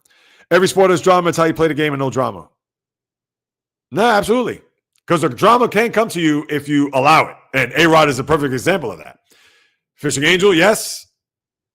Great day to you and great day at work. I appreciate the very kind words, as always, coming from you, Fishing Angel. So, yeah, and I'm not, this isn't sponsored by HBO, or I'm not a shill for HBO. I'm just putting it out there for those who want to see it or for those who care. And I get it. A-Rod's a guy that you either love him or you hate him. There's no in between. So I just thought to throw that out there because baseball obviously is over. And I understand I mentioned about the awards and the free agency that's forthcoming. So I just want to put that out there. Now, I have one last thing before I bid adieu, and it's interesting because let me just put it up here. The live stream sweet spot. And Tatsuya, I don't know if you're still around because I didn't see any comments regarding A-Rod or baseball for that matter. I could go on with you guys for hours on end.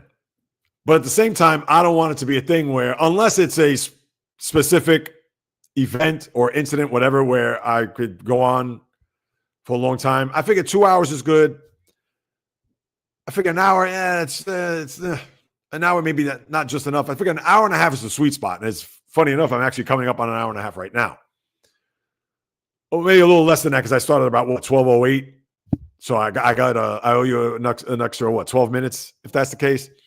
But when I've thought about these live streams, especially last week, because I cut it in right under 2 hours, and I know I had Bio with me as a guest.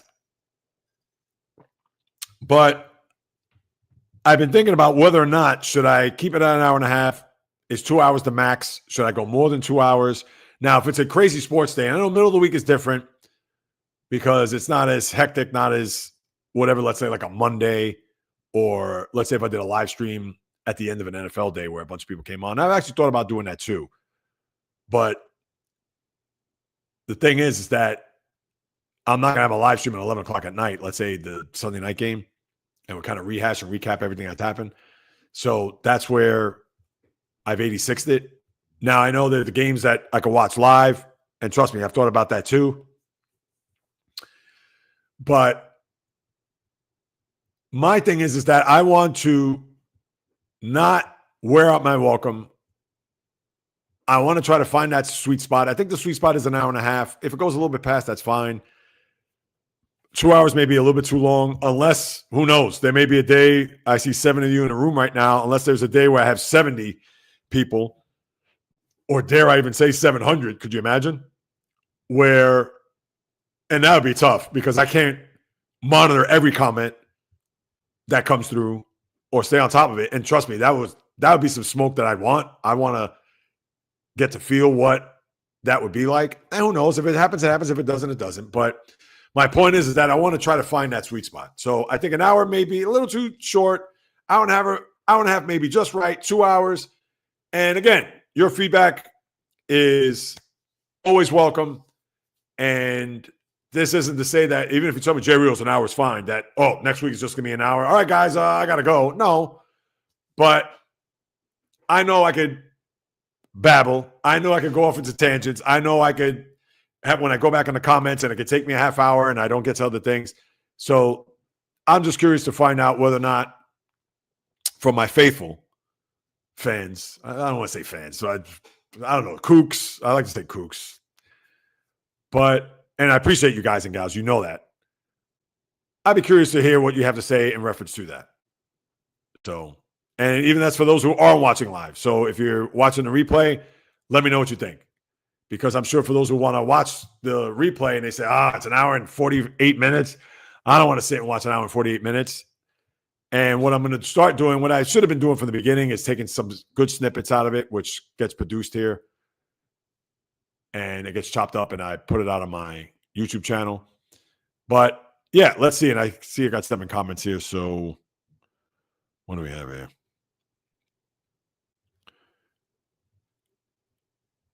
All right. Yes, got to take fishing games to work. Here in a few, she wants some candy before she goes to work. Oh, okay. Hey, no problem. I totally get it. The Novice, an hour isn't enough. All right, the Novice, how long you think? I think there is a double stream, sir. I am by myself. There is a double stream. So are you seeing 2 streams? Look at that. You have a double stream going. Well, I have here and also on Facebook too. Oh, Zip, I see where you're coming from. I'm going to get to that in a second. Yeah, and I don't understand that because it duplicated it, then I deleted one, and then that's why I had the difficulties from the start. So for those who are wondering, I say, hey, why am I on this stream, or why am I getting a duplicate? Yeah, I don't know what happened. So my apologies for that. Zip, I have thought about doing that. You know, when the 7th anniversary live stream that I did, I thought about doing a 24-hour live stream. But it's hard because I'm in an apartment building, and you know me, I project.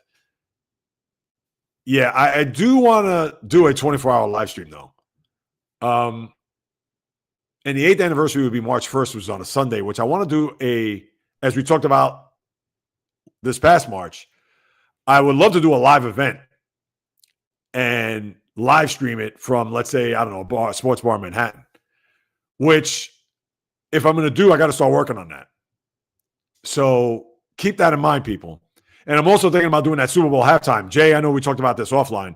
I'm thinking about doing my own Super Bowl halftime, but I want to get a guest on. And by guest, I want to get a former NFL player that has played in a Super Bowl, because I want to do a question and answer with them. So just keep that in mind too.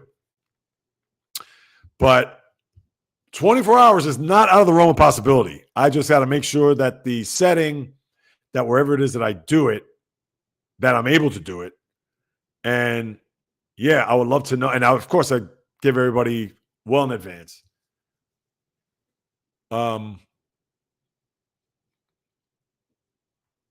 I like to do it sooner than later. 24 hour. Yeah. Zip. That is going to happen at some point.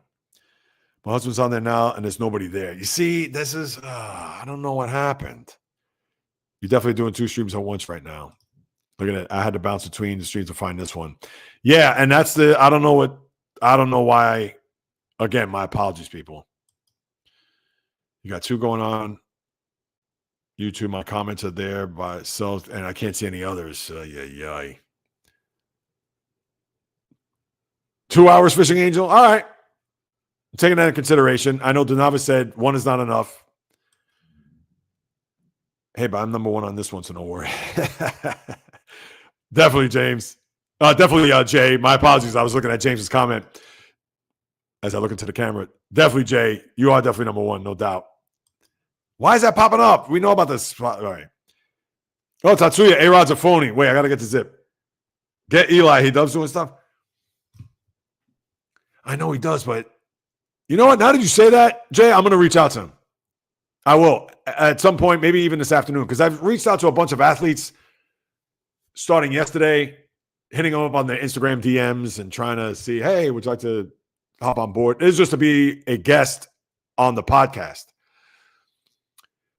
Because, and even though I don't have a graphic for this, because one of the things I want to do, especially with the podcast, now let me know what you think about this, people. I know I talked about having the other channel, J-Reel's podcast. All right, fine. Eventually, what I want to do is I want to be able to get off of doing the podcast as far as like the latest sports news, where if I'm going to do that, I'll do that on my shorts here on YouTube, or if I need to extend the commentary, I'll just do a commentary video on it. But really what I want to do for the podcast is just have guests. So if I had a Monday, Thursday, where I had 2 guests a week, and I understand I got to build up to that, maybe I'll scale it back to 1 podcast a week if I start getting more guests consistently, where I could just post that once a week or even twice a week, where YouTube will be my live stream, you'll get my takes on everything that's happening in sports day in, day out. But that is the goal.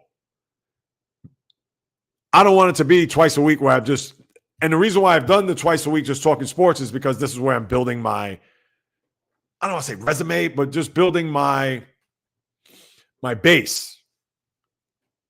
But yeah, now it's time for me to pivot. Now it's time for me to just like kind of get off that, to wean off doing the 2 podcasts, just talking about sports. And I get it, it's a sports podcast, but I want to just have it where it's guests. And if there's something that's happening that's major in sports, yeah, I'll put out a podcast, but I'll be made like 15, 20 minutes.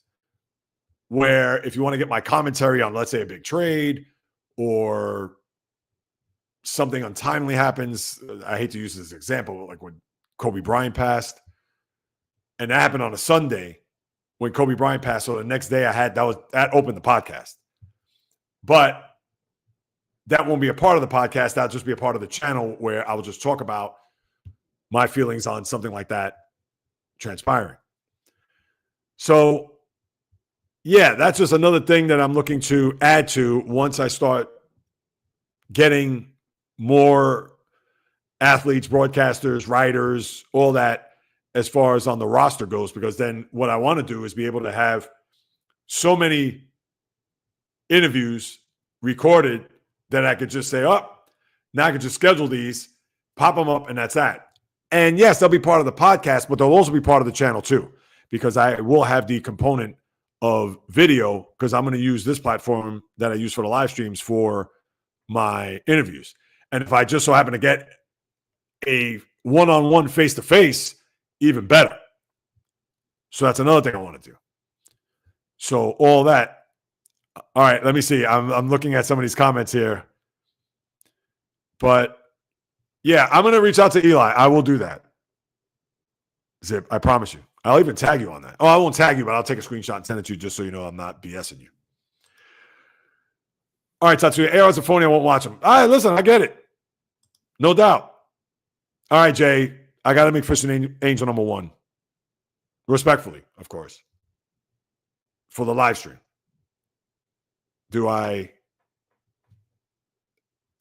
With your permission, of course, will you oblige? I couldn't even find the word. Jeez, drawing blanks. Hey, Robert Cochran. Welcome aboard. Thank you so much for stopping by. I hope you're still here. You posted that. That was just 3 minutes ago, so I would think you're still around. Short answer is yes, college is better than the NFL. I appreciate you hopping on board. And I think you've also made some other comments too. Your name looks familiar. So to some other content that I put out in the past. And if you watch what I said earlier, as far as why college is better, and I think it is 100%. We don't know the unpredictability of these games. And people can say, oh, the same for the NFL. But yeah, come on. Are the Carolina Panthers going to make a run to a playoff spot in the NFC? I don't think so. Especially when they lost at home to the Saints on Sunday. Not a chance. Now watch, as I said that, watch Carolina go on a run, and next thing you know, they're a 7 seed and in the postseason. But in college football, yeah, Alabama lose to Auburn. Now, all right, they're still going to make the playoff, but they're not going to be a bye. Now, who knows? Maybe strength of schedule, who they beat, and et cetera, that could factor in. But that's the beauty of college football now, where NFL, you're not going to have that. Whomever's slotted in those seeds, that's it. So Pittsburgh could actually sweep the Ravens in the regular season, but if they fall one game below them in the division and Baltimore's in first place, that's it. They're in the postseason. Steelers aren't. And we can say, oh, but they swept them. Nope, doesn't matter. So I agree with you wholeheartedly on that. I enjoy your lives. Thank you, Val. You know that. Nick Foles will be a great guest. You think so, Donavis? Hey, I'll reach out to him. If he's on socials, I will definitely do that. So we shall see. Do you think J-Dub returns tonight versus the Lakers? You know what? I would say yes, only because it is the Lakers. Only because it is the Lakers. Let me enunciate correctly here, people. Jeez, tongue tie. Maybe I just need to tap out here. It's the Lakers. Now, I don't know if LeBron comes back, and I understand that's not your question, but I would say yes, because I'm sure his competitive juices, he wants to go out there, but I would think that if he's not healthy, he's probably not going to play. So, and they're 11-1, they're flying high. I mean, OKC, I understand you hear about the old Super Bowl hangover. There is no NBA Finals hangover with this team. This team right now, they're looking like a juggernaut. So, do I expect them back? Do I expect them to return? I don't know. I'll say no, only because he'll probably want to play, but maybe the front office or maybe the coaching staff will say no. If you haven't been cleared, he's not going to play. And let me see something else. Now that I got that here. Hold on. All right. Yeah, I'm just looking at the latest with his update because I did not check that. Yeah, he's getting, was that today? No, that was a few days ago. Yeah, he was taking shots. Reevaluation 10 to 14 days. It's what now, 12 days? I don't know. Yeah, I would say he does not play tonight. But I would like to see him full speed. I like to see him going up against day to day, as you said, Rob. Yeah, I would like to see him play, and especially when LeBron is in or out, doesn't matter because they're playing well with Luka and Austin Reeves. And Austin Reeves, where did this come from? 50-point games. He's averaging, 32 points a game? I mean, geez. He's been otherworldly. That's it. Bring Keith McPherson back, especially now he's announced the Cowboys. You know what? I need to reach out to him too. My thing is, when I did that interview with him, it was a little bit later in the day because I know he works till late, kid in daycare. I may be able to do that. You know what? I got to reach out to him too. And I know I said that a few weeks ago. Zip, my bad there. But you bring up Eli, Nick Foles. As a matter of fact, I'm going to type this in my phone now. Just so you guys don't think I'm BSing. Let's see. Contact. Shoot, I got Eli on, but then again, I got to talk more about. And it's fascinating because I'm more interested about Eli now than I was when he was a player, which is weird. Because Peyton, we all know that he was meant to be, I don't want to go as far as saying a showman, But he did all those commercials even when he was still playing, and Eli didn't really do that. He may have been in a commercial or two, but Peyton has personality.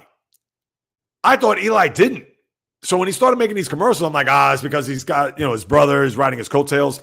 But he has shown that he has a little personality. Now, he's not Peyton in that regard, but yeah, if Eli's open to doing that, Zip, I'm going to take your word for it. I'm going to contact him. And for the novice Nick Foles, I know for the reasons why, unless Nick Foles is a quarterback coach somewhere. And Keith. Yeah, so I got that on my phone. Just so you know. Contact. Oh, wait. I got to make sure I use proper everything here. There you go. Probably can't see that, right? Yeah, it's in bold. It says contact. Contact Eli, Nick Foles, Keith McPherson. Because, yes. Oh, I appreciate that, Zip. And that's the one thing. I'm glad you brought that up because people ask me all the time, what sports podcasts do you listen to? And I hate to say this, and this isn't because of hubris or because I don't listen to anybody else because I don't need to. No. Bill Simmons was a guy I listened to all the time, but Bill Simmons, and I understand I love him and Cousin Sal, but that's kind of like, And the funny thing is that I just like the banter between he and Cousin Sal because they guess the lines and point spreads and things of that nature. But I like when they review the league. But I haven't watched. I listened to him like the first 3 weeks, and because he's done well against Bill Simmons, dating back to last year, this year, but like after week 3, I stopped listening to it. Ryan Russillo, I liked him and Simmons when they talk basketball. I think he's excellent when it comes to that. And I haven't listened to Russillo a lot. And now he's not even on the Ringer anymore. I think he's on Barstool now. I don't listen to Part of My Take. Not because I got anything against those guys. I just don't. I know they're a top flight podcast team. But no, I don't listen to them. I listen to, every so often, I'll listen to Jimmy Traina from SI. That's it. Yeah, I don't really listen to a lot of sports podcasts. Like All the Smoke, I don't. Depends. And I got nothing against those guys too. Props, kudos. I mean, I have my own feeling about them as far as, how can I say this without sounding, but trust me, I'm not jealous of anybody's success, so I don't even want to think I'm going to go there. But when I see them have a guest and how they handle their questioning, whatever, let's just say that I wouldn't handle it that way. Because, again, I'm coming at it more from a sports fan and knowing their history or knowing the games that they played in, whatever. Like, sometimes they get a little lazy. How about that? Like how many times they're going to ask, tell us your best Kobe story. You could ask that a little bit different. We could ask that better where it's going to be a lot more like, oh, yeah, I didn't think of it that way. Instead of it, you played with Kobe. What's your best famous Kobe story? That's lazy. If anything, you could put the question in this particular way. What's something about Kobe Bryant, the Mamba mentality, the way we all know that. We get it. But was there ever a softer side of Kobe that nobody really knows, understands? And if you ask that to a former player that either played with him or against him, whatever, that's something I'd want to hear. Why not? Yeah, because we all know that he was a son of a bitch. We all know that he demanded a lot from his teammates. We all know that he was a hard ass. We all know that he was a guy that, all right, we're in Miami. You want me to go out with you after the game because we're spending the night? And before we fly to the next city, all right, cool. We hang out 2 a.m. But then he's going to come knocking on the door at 5 a.m. It's like, hey, I hung out with you till 2 a.m. Now you got to come hang out with me and go take 10,000 jump shots. Yeah, we know about those stories. Understood. But I want to hear other type of stories regarding Kobe. Like something that you wouldn't even expect or even imagine. And that's what I mean. And I don't want to just, to me, that wasn't a knock or trying to pick on Matt Barnes or Steven Jackson. But, I mean, got caught like you see it. But Zip, yeah, send me some of those. I'll be definitely The Pivot, Clark, Mello, 7 p.m. Great listeners to watch. Now, it's funny, with The Pivot, I've seen some of theirs, and I like that they bring a human element to it. I really like, because to me, if I ever had, and it's funny you mentioned about Keith McPherson, because in that and I'm sure you probably saw it. And if you have it, it's in the archive there. He is a local sports talk radio host, WFAN, 7 p.m. to midnight. He's a guy that in the first 45 minutes of our discussion, we talked about the grind. We talked about what it took for him to get to where he had to go. Not just about, hey, let's talk about the Yankees. Let's talk about the Mets. So it's happening with the Knicks. It's happening with the Giants, the Jets. No, 45 minutes, we were talking about his journey. And to me, I find that more intriguing than just the actual games. And I love the games too. And I'd rather talk about those games also. But the journey is what I'm compelled to learn more about. And I like how the pivot does go in those directions. I haven't watched a lot of this stuff, but I have watched. And with 7 p.m. in Brooklyn, it's weird because now there's like a bunch of moving parts. They have, one week they have Melo, Kid Mero, and maybe Rudy Gay. They'll have Monica McNutt. They'll have, I'm trying to think of who else is on there.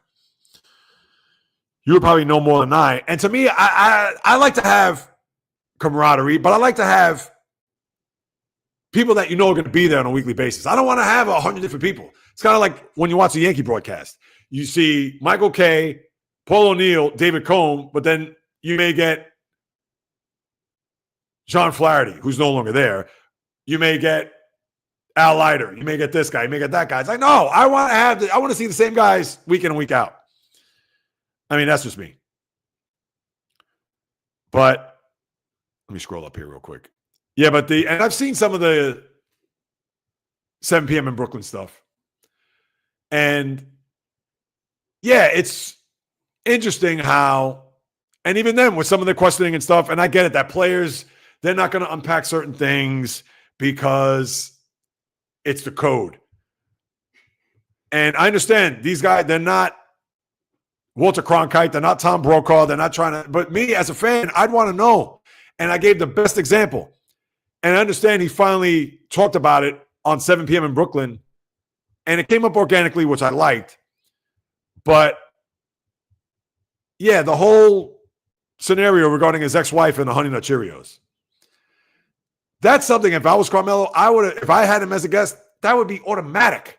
Or if I had Kevin Garnett, that would be automatic. And when Matt Barnes and Steven Jackson, I hate to pick on them, but when Kevin Garnett was on there, was that question asked? Not at all. As fans, you want to know what happened with that. And that's why when I start getting more traction and I'll start getting athletes on, I get athletes have their own podcast, whatever, but a lot of these podcasts, even like I saw a little bit of Paul George. I mean, that's fluff. Now I can get on his case. I mean, you're going to talk about the same things. It's going to be over-regurgitated. Oh, who's the toughest guy defended? Oh, yeah, I know, as a player in the league. And I understand that the players had the perspective that nobody that has ever been in a locker room on a team flight, meetings, etc., are going to have. I get that. But you also want to go a little bit more in depth. Not only just about the game, but about those road trips, about what it's like. And I understand it's code, we can't let the public know. Why not? I understand if it's something dark or secretive. All right, I get that. But yeah, if I'm a player, I would have asked KG or even Carmelo, listen, I can't hate to bring this up, fam, but remember Madison Square Garden, 2012, you and KG, you were down at the tunnel. Was what has been reported or rumored or whatever, was that true? That's all. I mean, you're not breaking the code for Rubik's Cube, or I don't even know. I'm just being silly right now. But yeah, that's it.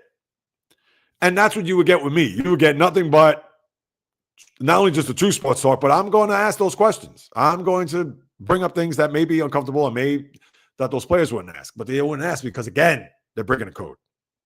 With a fan like me, I want to know. J-Rod, I want to do a fishing YouTube channel, but I thought about it and was like, F no, I'm not giving people a cheat code. Took on. I hear that.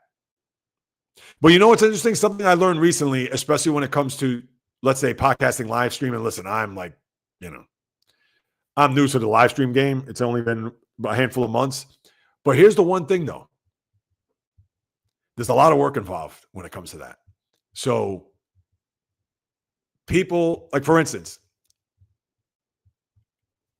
with the good Lord's will, I get some success to the point where not that I'm like Kai Sanat or I Show Speed or any of those people. But let's say, hey, I got some traction. I got my following. I got you guys, a few more jumping on board, etc. Yeah, obviously brand deals, things of that nature are coming in, whatever. And now it's like, oh, I got a little name for myself here.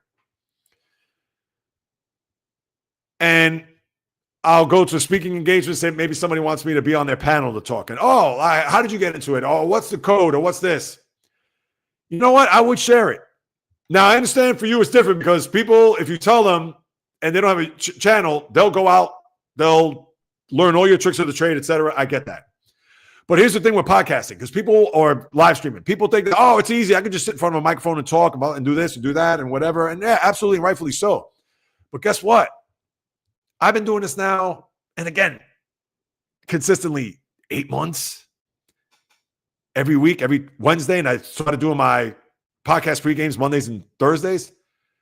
And let me tell you something. I haven't earned a dime. I haven't gotten paid.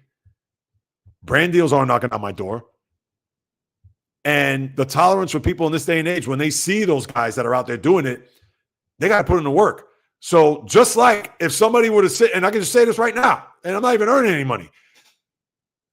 I could tell you, it's like, yeah, you just got to continue to put out content. You got to continue to just be visible, show up, tell people when you're going to show up. I know today with the stupid links and now I'm being duplicated or whatever. But you guys know, you guys see me, full transparency, etc. But yeah, you guys got to do the work. You guys got a week in, week out pull of work. And yes, it's going to be hard. It's going to be difficult if you're trying to get guests, if you're trying to generate buzz, because social media, you can have 1,000 followers or thousands of followers. But guess what? You still need to have more people dial in, lock in, etc. And yeah, people think that you can put out a podcast and all of a sudden you're going to get paid. People think that you're going to put out 5 live streams. Oh, I'm going to put a year straight of live streams. Yeah, it still work. Oh, even a guy like Mr. Beast, who was counting to 1 million or whatever it was, and it took him how many hours? And I understand that's what it's going to take in order for you to get where you got to go. And that's why I even posted just a little while ago is 1 hour, 1.5, 2 hours. I understand these guys sometimes live stream 4 or 5 hours. And I get that. And you know what? If I will do that when necessary, because as much as I feel that I have engagement with you guys, and you know I have tremendous amount of love, respect, admiration, etc. for you following me. You know that. But I want it to be quality. I don't want it to be quantity. I don't want to just sit here 3-4 hours and here I am. Oh, now I don't know what to talk about. Hey, hey guys, look, it's November 12th, and I got a dog calendar. No, I don't want to do that. Because you're taking your time to watch me, so therefore, like I've said before, you're my CEOs. So I want to make sure that I deliver, that I entertain, that I engage, that I all that. Because I'm not going to be that guy that's going to sit here and be silent for minutes on end, and the comments keep going up, and I'm just sitting here on my phone. Or, all right, I understand I'm going to research something while I'm on live, and that's one thing because I'm looking up something. But I'm just not going to sit here to waste your time, and I'm just going to be like this. All right, guys, I got to go to the bathroom. I'll be right back. No, and then I'm gone for like 5 minutes, and then I go to the kitchen to get something to drink, and then I sit down. All right, guys, I'm back. No, I'm not doing that. Not doing that. And even if I do get to that point where I have more subscribers, followers, etc., I'm still not going to cheat you guys and gals out. No. Never. But I hear you, J-Rod. I hear you. It's a thing where minute people are going to start, and that's different because that's learning tricks of fishing, that anybody that fishes, they're going to take that and run with it. But even still, they would have to do the work. They'd have to go out there 20 degrees or who knows, colder than that, and drill and sit there. But no, I feel you. I really do. And that would be a great service if you had that channel, because I'm sure it would blow up. But then, right, you're probably going to have people that are just going to take your ideas, whatever, so on and so forth. And then, no, and I feel you. Nick Foles, he a former NFL player? Yes, he is, Val. He was a quarterback who won the Super Bowl for the Eagles. What was that? Super Bowl 52, I think it was. And Nick Foles, who filled in for Carson Wentz that year because he blew out his knee. But yes, number 9. In fact, one of the more famous plays in Super Bowl history, the Philly Special, involved Nick Foles. So if you type in Philly Special, I'm sure you'll see on YouTube, I'm sure you'll see who I'm referring to. Having a great day today. Good for you, Val. Good to hear. Curry's a great player. I know it's your guy. Warriors number 30, of course. We know. How do you feel about Dan Silio's show? You know what? I have not listened to that, Denavis, and you know what? I'm going to write that down too. I got to watch that. Dan Silio. And that's the thing. There's so many of these shows. And that's the other thing. People laugh at me when I pick on Stephen A. And people say, oh, why are you watching First Take? Why are you complaining? I said, no, I'm watching YouTube clips. And I see stuff, and it's like, I got to comment on them. Because First Take, it's awful. And I saw the other day on a clip where Marcus Spears, and I got none against Marcus Spears. Seems like a great guy, etc. But they were talking about baseball and even mentioned about how the Dodgers, instead of winning the championship, the Dodgers won the pennant. I'm like, oh, my God. They got this guy talking baseball? What are we doing? And even Stephen A. had to correct him. He said, no, not pennant, the championship. But that's the same Stephen A. that came out when he had Mad Dog on, and this is the clip I was referring to, when he came out and he said that when he's talking about the National League, he came out and said, well, the Padres are in that conference. The Mets are in that conference. The Phillies are in that conference. I'm like, conference? Are we talking NFL or are we talking Major League Baseball? Because baseball doesn't go by conferences, they go by leagues. And I had to shout him out for that one. And I even tagged him on that. And I know that he'll look at me as, who's this fly on the wall, or who's this gnat that's flying around trying to pester me? But come on, you're making $20 million a year and you're calling the National League a conference?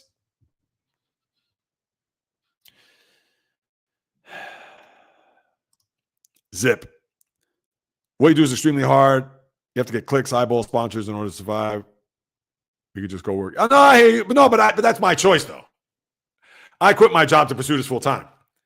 And yes, I understand that there's a lot that goes into it, and there's a lot behind the scenes, and some days I fall short. Some days I know I need to do more. Some days I haven't done more, and I get that. But that's not because I don't want to try it. It's not the smoke I don't want. But for everything that you just mentioned, understood that, yeah, this is something that I not want to pursue. I am pursuing, and I'm going to do whatever it takes for me to get there, because I feel with what it is that I do, I belong in the stratosphere and in those rooms with the people who are former athletes, who are the Stephen A's of the world, the Colin Cowards. I don't watch Coward either, or Skip Bayless. Skip's not even on TV anymore, for that matter. Yeah, I could be in the room with those people without question. And I'm not saying that to pump my chest out. Oh, I'm better than. No, I'm not better than anybody. But yeah, and they could wake me up 2:30 in the morning. Jay Reels, Colin Coward's at your door. He has a word to say. Let's go. I won't even brush my teeth. I have crusty eyes. Let's sit on the sofa and let's talk about it. So I appreciate that, Zip. I really do. LeBron, what happened to him? Oh, he has sciatica. He has that nerve issue in his back.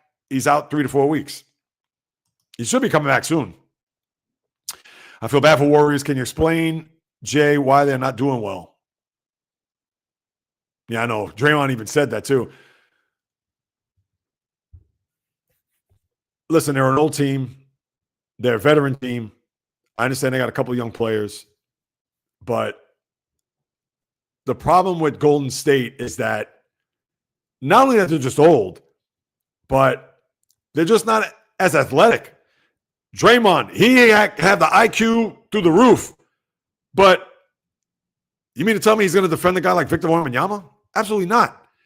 Jimmy Butler, a guy who has been the more recent poster child for load management. Yeah, 55 games ain't cutting it. You have to play more. And as it is, Steve Kerr's going to have to preserve his team if they have any shot of making the postseason, on top of if they have any shot of getting back to an NBA final. They just don't have the horses. They have the know-how. They have the DNA. They have the makeup. They have the experience. They have all of that, the pedigree, etc.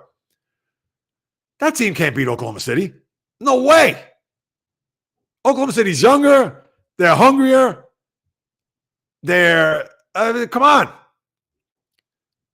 And Curry, I understand he can still shoot threes from the logo, but he can't do it by himself. And he's 37. He's got a lot of miles. And that's what it is. And the Warriors are a good team, but they're not an elite team. And I don't care what people say. I don't care. Even last year, Steve, the Warriors are going to be a team to look out for, blah, blah. No, stop. No. And I'm not saying that because they're bad. I'm not saying that because they're not any good. I mean, you would take, off the top of your head, 5 teams right now that are better than the Warriors as far as going to win a championship. You're taking Detroit's roster. I understand they don't have the experience, everything I mentioned, but you're taking Detroit's roster if you're Steve Kerr. Obviously, you're taking Oklahoma City. You're taking Denver right now in their roster. You can even take the Knicks right now. As crazy as that may sound, because Cat, I know, floats in and out of these games, but you're taking them. But that's it. They're an old team.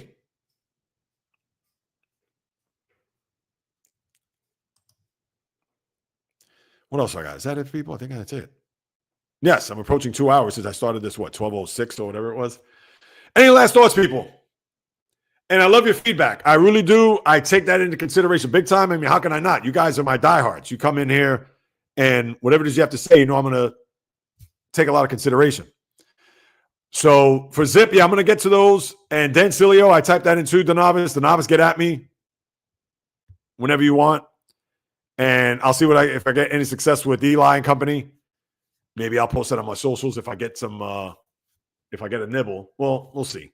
Because I don't want to post that. The next thing you know, I jinx myself. But with that being said, any last thoughts, please feel free. And you know the drill. I'm sure you guys are already subscribed. No shock there. But for those who aren't aware, for those who love sports, like live stream, this type of content, etc., please pass it along. Latest edition of the podcast coming tomorrow. We all know the podcast pregame tomorrow, 9:30. What more can I add to? Maybe I'll piggyback from some of the things I've said here tomorrow morning. We could do that. And, of course, thanks to all stop by live, replay, etc., as we put another live stream in the books. Because as you, or maybe you do not know, but I'm sure for those who are on, you do know. In the blood, in the DNA, talking sports is birth. This is what I love to do. This is why, as I said earlier, I quit my job to pursue this full-time. And it's been over 21 months. It's going to be 2 years come February. So, yeah, something's got to change. But your boys got his sleeves rolled up. And especially during this time, seasonal depression, you turn back the clock, shorter days, colder days, it's even going to be more of a challenge. But you know what? I got to rise above that, just like you guys and gals will too, whatever it is that's happening in your life, because we're all in this together. We all got to stay as uplifting, as positive, etc., because we all know the minute the negative thoughts permeate, that's when things will go south. And we don't want that here. We don't want that anywhere for that matter. And as long as I'm alive and breathing and in front of this microphone or camera, and camera, I should say, I will continue to deliver nothing but passion, fire, energy, fury with my thoughts, opinions, critiques, praise, analysis, feelings on anything and everything that happens on the world of the diamond, ice, gridiron, hardwood, golf course, racetrack, tennis court, boxing ring, octagon, podcasting, live streaming, whatever it may be, you name it. From my lips to your ears, from my heart to your soul, from where I am to wherever you are, the J Reels live stream always comes live, correct, directed, and full effect. From the South Bronx to South Beach to South Central to South Pacific and all points beyond. Peace, love, and God bless everybody. And until next Wednesday on the live stream, till tomorrow morning, 9:30 on the podcast pregame, and the podcast as well around 12:30 p.m. Until next time, everybody, on the flip. Enjoy the rest of your Wednesday, your hump day, and until then, have a good one.